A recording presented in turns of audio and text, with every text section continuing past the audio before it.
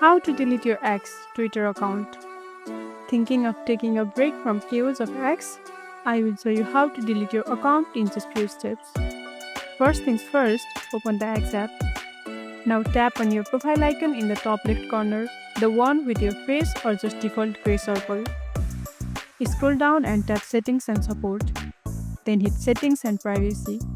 Next, tap your account and then scroll down to Deactivate account. You will see a page explaining what happens, like your data stays for 30 days in case you change your mind. If you are really sure, tap Deactivate. Now enter your password and tap Deactivate again.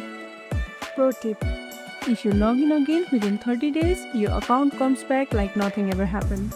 So don't worry if you have second thoughts.